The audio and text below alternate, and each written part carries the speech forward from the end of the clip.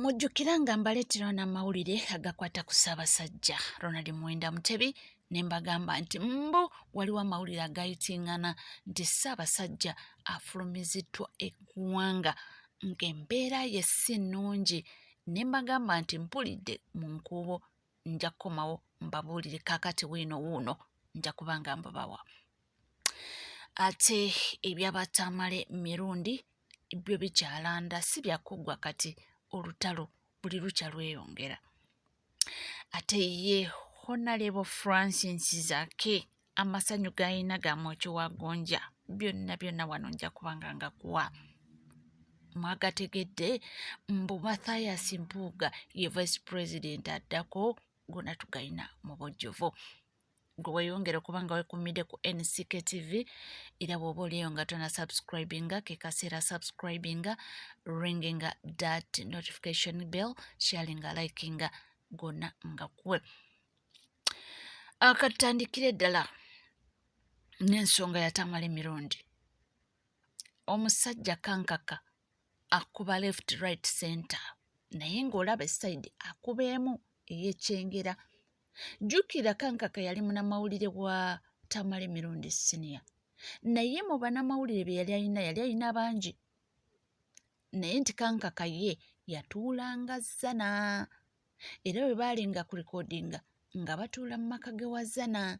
Then Mugenzi Mirundi n'abo be yatuulanga nabo mu maka g'ekyengera ewaba Junior, era nga bw'oba mulaba abantu abasinga ne mu Lukulumbi nti baali bamanyi Maama Junior, nga buli omu akugamba nze manyi Maama Junior gwe banyanjula, manyi Maama Junior. Kitegeeza mbu Mugenzi yayagalanga nnyo Maama Junior. Kakati bano ab'ekyengera ab'ezzana bingi nti ge maka makulu nga womanyi, of course n'abantu kati abaali bamanyi omukyalo w'ezzana definitely nga ab'ekika of course balina kusaidinga nani ne maama ow'ezzana. Kati kyova olaba kankaka avuddeyo akuba left right center akuba Maama Junior. Ate era ndowooza bategedde nti ng'oba osobola okuprovokinga Junior yogera ku maama we, kino oba bakikola nti Junior ayinza okuvaayo n'ayolesa ate empisa ensiiwuufu era n'avuma buli kiramu. Ndowooza ke kakodyo kano ke bakozesezza.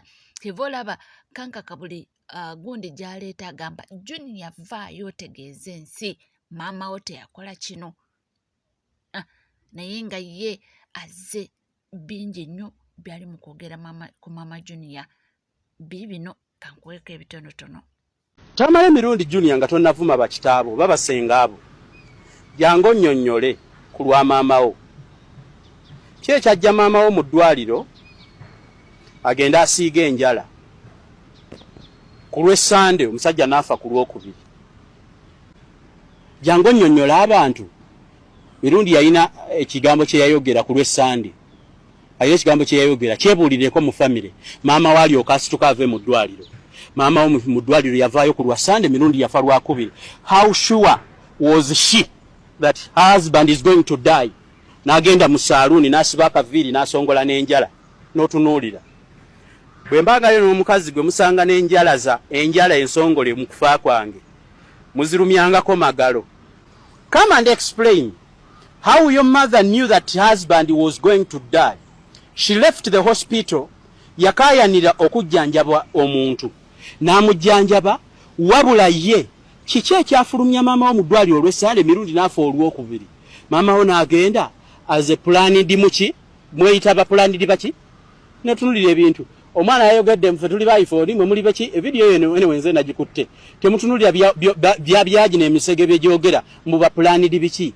How do you nominate yourself? Nze singa nze nali nazaala ebimu ku ebyana ebyo naali baddeko kyenkola nga sinnafa. We nominating otyo okubeera omusika unless vaayo kikiralifying omusajja ebyamutta, omukazi asaba bintu, omwana yeeyita musika, omusajja akyali mulamu wabula mulwadde ali mu ddwaliro, omwana ali ku vidiyo nze musika, maama ali mu ddwaliro mpa ebintu, aleese faaza batugatte.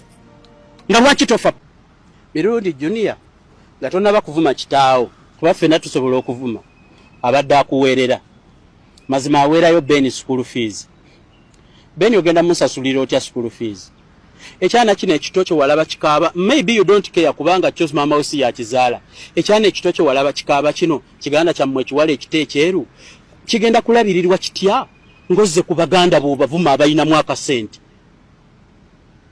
Gwe yagwe ebibuuzo baganda bo basomye bali mu ministries kakati gwe kireerese yagwe ebibuuzo nofunayo just ka chance okumanaginga social media ya minso ya landis katotandise okuvuma baganda babayinamu akasente olw'obusente bwasoloza mu kufa kwa kitaawo ogenda kuweerera Ben okutuuka nga mwami Salimu muvumye yajjanjaba jjajjaawo mirundi si yabadde ajjanjaba maama we mwana we Salisembuya yajjanjaba jjajjaawe yamuleeta e Kampala yamukola biki mirundi abadde mwavu nga yavuwala nga talina sente zitwala yadde maama we nga kimuluma ngere bamala omujjanjaba wamulabira are you going to get the money zijjanjaba jjajjaawo ng'omaze okuvuma omusajja oyo?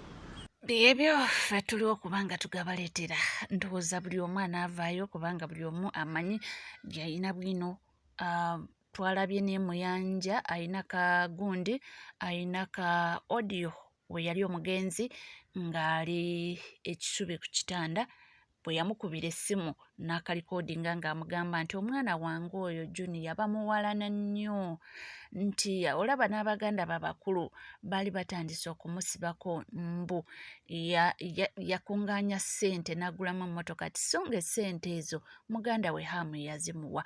So ebyo ebya famire ya mirundi biwanvu mulimu ebintu bingi mujja kubanga mulaba ebintu bingi nnyo kankaka byali kwogera. Abantu abamu batandise okugamba nti ye yandibadde asaanidde okubyogera oba mirundi teyabyogerako yabireka lwaki kati ye abijjayo bw'obanga ab'effamire yazana si be bamutaddemu nti genda oyogere kino na kino munnange ffe tuli okubanga tubatuusaako ebigenda mu maaso.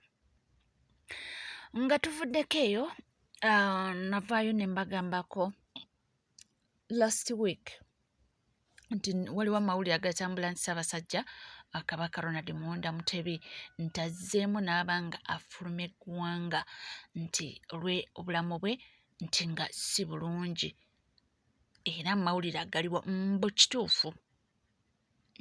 kituufu mbutali mu ggwanga era nti ku nsonga y'okufuna obujjanjabi mujjukire luli yali akyafuna obujjanjabi naye embeera we yatuuka bwe baagenda nti basabe abenga ayongezebwayo okuba nga akyali mu ggwanga lya Namibia ng'ajjanjabwa ne bagaana olw'embeera olw'essasage eyali yatuuseewo abataka okwesitula ne bagenda e Namibia ekintu ekitaasanyusa ab'e Namibia ne babanga adipootingibwa kankyogere bwe nti in simple terms nabanga adipootingibwa n'akomawo wano eno mu ggwanga Uganda. Yali akyetaaga obujjanjabi naye olw'embeera nti ebyo byali bituuseewo nga tewali kiddako oba teri ekimusobozesa ate okuba ng'asigalayo afuna obujjanjabi okukkakana bambi musajja wattu n'akomawo ng'akyetaaga obujjanjabi. So amawulire agatambula mbu kituufu yafulumiziddwa eggwanga okufuna obujjanjabi. Tukyeyongerayo n'amawulire essaawa eno wenjogerera Honorable Francis Zaake essanyu ly'ayina lyamu kiwagonja era yamaze dda okubanga alaga essanyu lye nti oba oli at least afunye justice. Mujjukira Honorable Francis Zaake yakubwa n'abeera nga pulp. Mujjukira ebiseera ebyo mu COVID nti just yali asiba mmere mu buveera obwali obwa green nga basibye ne bapanga ne bayita abantu bajje banone ku mmere ne bajja ne bamunona ewakaawe ne bamukuba mbu yajeemedde gundi directives ze baali bataddewo during that period of lockdown COVID-19 nti eyali alina emmere yenna wali owulina kubanga ogituwala ku district ng'oyita mu ba RDC then ba RDC ne bafuna engeri emmere eyo gye bagenda ogiderivalingamu eri abantu. Abapoliisi 3 abaamukuba essawa ya kakati wetwogerera USA yabataddeko sanctions. Era Honorable Francis Zaake agambye nti musanyufu nnyo. Kansooka enkulageko ebigenda mu maaso. Muyogeyoge bannankyukakyuka mu ggwanga lyaffe Uganda. Muyogeyoge bannamawulire. Muyogeyoge abalwanyirizi b'eddembe mu ggwanga Uganda.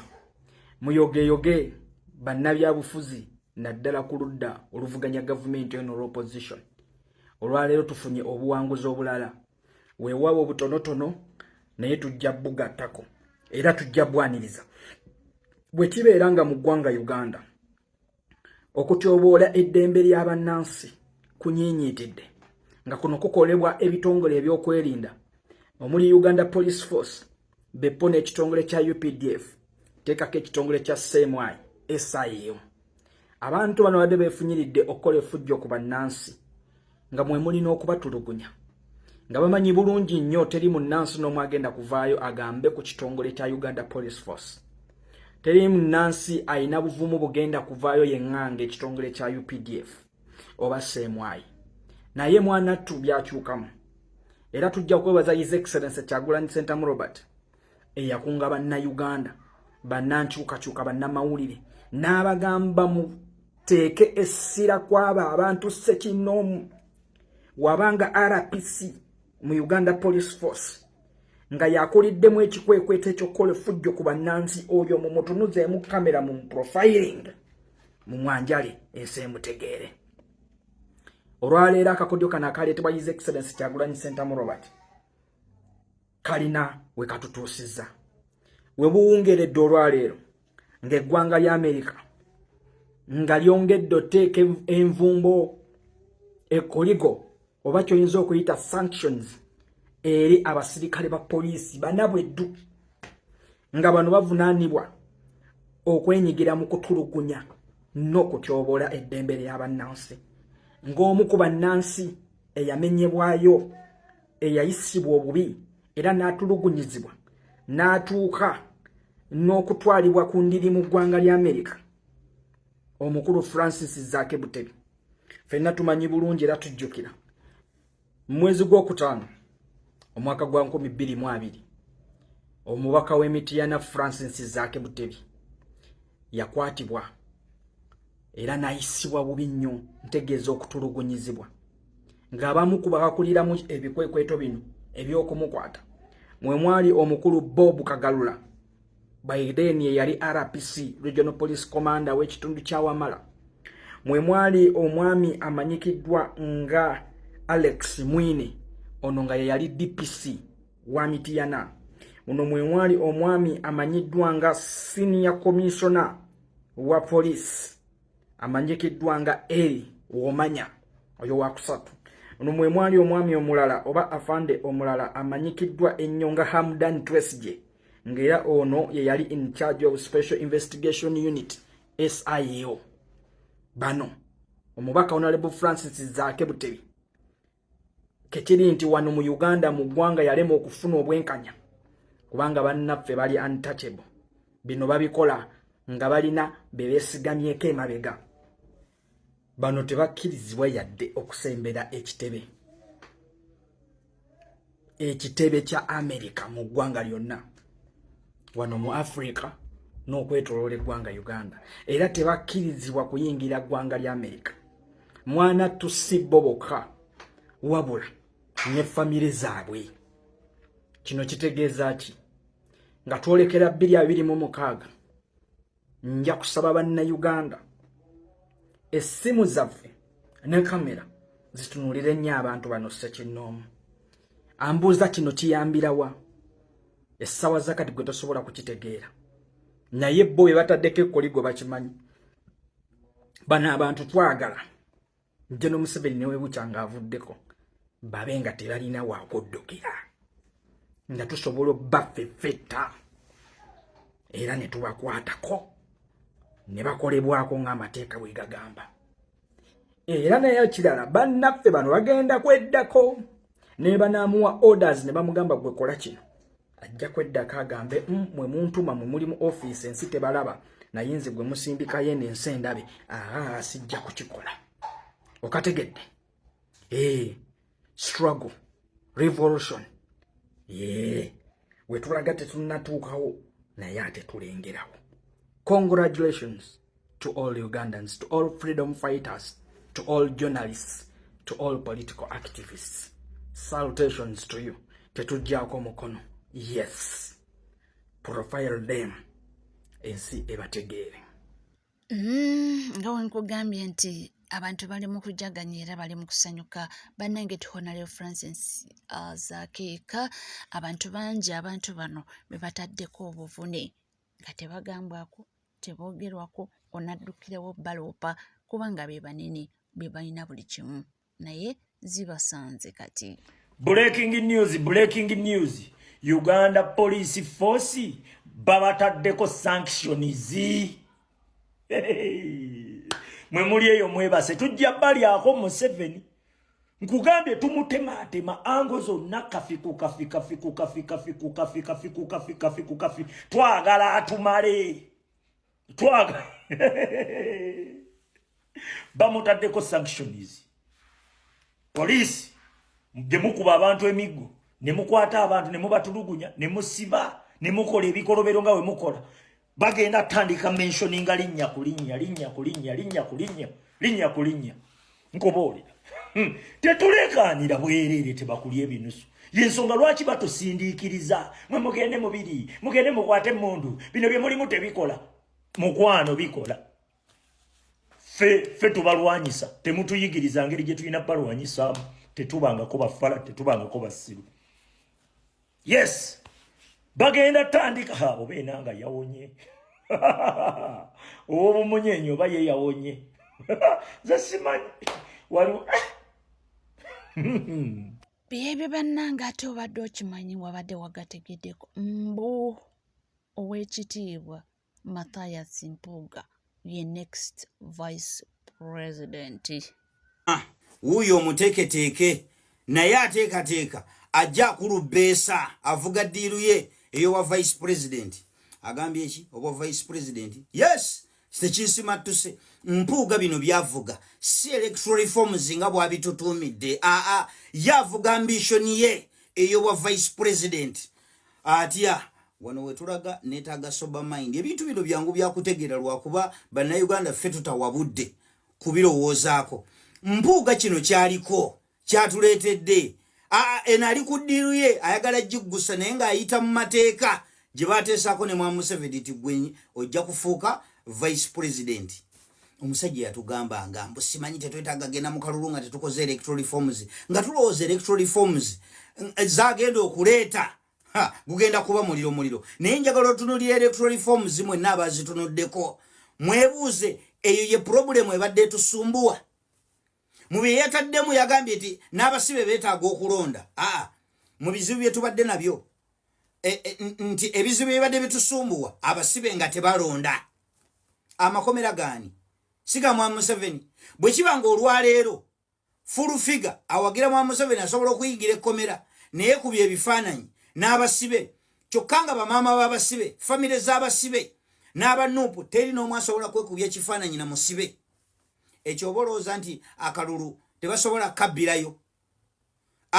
Olwo ekyo kyekibadde ekizibu kati ebyo byabasiba okulonda bisolovize problemu ebadde etutawaanya. Ekibadde kitutawaanya muzina electoral reforms mu bimu ku byewaleese nti bo mu diaspora balina okulonda. Ekibadde kitusumbwa ba mu diaspora butalonda kyekibadde ekizibu kyaffe. Waliwo eri endala proposal simanyi okulistowalinga term limit kyekibadde ekizibu kyaffe nti term limit yebadde etusumbuwa kati yeetaaga okutereeza. Wabanga wakyaliwo provision ey'okukola constitutional amendment then simanyi bino ebyokulistowalinga ono abagasiya mwereere kubanga term limit yaliwooko before. olwa provision eyo okukola ennongosereze mu ssemateeka ne bagijjawo era kati gwe oyagala kukola amendment era ogizzeewo kitegeeza era bwe kinaatuuka tayimu eri era baga era tuddemu tukole ennongosereze tugijjewo term limit kati oyo yenna abagasiya mwerere twabadde tusuubira bulijjo byotuleetera mu electoral reforms mulimu ekisumbu abannayuganda kyebeevuma ekyaki ekya electoral commission it is not mentioned anywhere ate nga kikizibu ekitusumbuwa ono ye kyavuga avuga ki number 2 presidential candidate to have a running mate who shall be the deputy president ye kiki ekigendererwa kye kino kyekibalo kyabwe come 2026 Mpuga ali ku ballot bino byolaba banne bamutembeeta Mpuga abaddipi buloko Mpuga ye candidate omukulu bwe yeganyaganya ayagala kutulaga nti ye talina interest mu bwa president naye nga ye kyavuga ki ayagala bwa vice president kubanga bo bano politics wabo wabifo bino ebyokujjako Mwai Museveni tebibeerangako mu mitwe bo baagala politics nga wabifo olya nange njagala wendiira kati eno yenteekateeka yaabwe Mwai Museveni ajje ku ballot nga bulijjo Bobi Wine ajje ku ballot n'Empuuga ayina okubeera ku ballot 2026 kati bamala okubeerako nga bweri enkola bulijjo mu mindset yabwe bo bakimanyi ti Museveni era agenda kulangirirwa nti ye president second run up ajja kuba Bobi Wine naye jjukira mu namba 2 wali mulimu nti presidential candidate to have a running mate who shall be the deputy president tekiri specific tachiwagise mu second run up yayina okubeera ki yayina okubeera deputy president akiresawo nga kiri hanging kitegeeza buli yenna avuganyiza abeera running mate aba qualifying okubeera ki okubeera deputy president kati awayingirewo Bobi Wine abiganye kati awani aliwo olwo Mpuuga yezizike mu tteeka nga bulijjo etteeka limuteekewo oyo omwana oyo mukutambulira mu tteeka mu kuvulungulira mu tteeka awo mumujjukireko wali eri nga akulubba ese 5 ayina engeri gye yarolingira mu tteeka kati na wano arolingire mu tteeka ayingire obwa vice president ambitions za Mpuuga za kubeera vice president kyavuga bino simanyi bino byalese mu electoral reforms za kalika anonya ka namba 2 ate nga bijja kuyita kubanga bannayuganda eggwanga lyaffe abasinga twalivaako tuli mu birala bana abasajja ebintu bye bagenda kubiyisa bikolenga bwe byagala eno Mpuuga ali mu kukola kye bayita long term strategy ambitions ze za kubeera vice president ngera bwe babadde mulabe ba Mau bonna buli omu anoonya bifo anoonya wakakkanira mubuweza Mpuuga abalakaki Mpuuga abalakaki Mpuuga abalabo vice president 2026 yecho tebakirina mu mitwe nti Museveni ajja kuvaako bamanya ajja kubeerako wabula kye tulina okukola kirida kiki naffe batuwe ebifo tufune we tuliira era I can authoritatively tell you nti Mpuuga agenda kubeera ku ballot 2026 nga kyabala ki abalaba vice president yes nze ebyo mbikugambidde wano eyo side abasinga gye tubadde tutanatunula naye ng'ekyo omukulu kyavuga tavuga simanyi electoral reforms ayagala biki bwa vice president ye bwanonya tuliko NCK TV kugamba kimu nti mukwano wabanga tuna subscribinga kekade subscribinga ringinga that notification bell sharinga likinga awo no tutambule bingi nnyo nja kubanga mbikutuusa kutovaawo